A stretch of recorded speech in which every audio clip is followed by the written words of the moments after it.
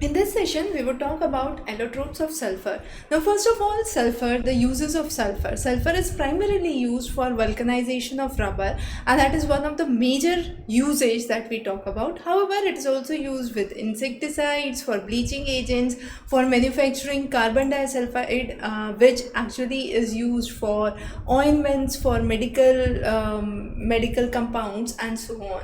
Now, two of the major allotropes that we would focus on are the alpha and the beta sulfur. Alpha sulfur is also called as rhombic sulfur. The most important characteristic is it is octahedral in shape.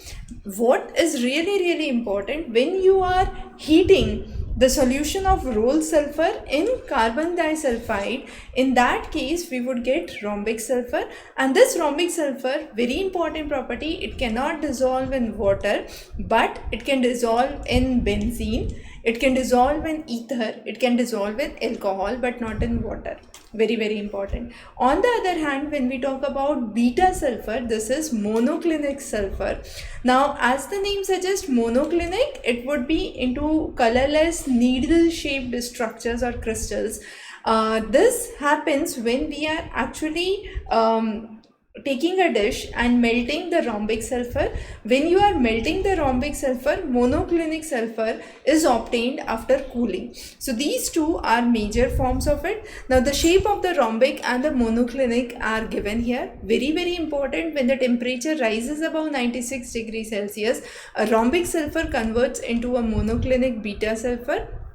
However, when it is less than, when this temperature changes, then it converts to rhombic sulfur back. Now rhombic is also called as octahedral or alpha sulfur. Monoclinic is called as prismatic or beta sulfur, and both of these are crystalline. However, there are other amorphous forms which are non-crystalline.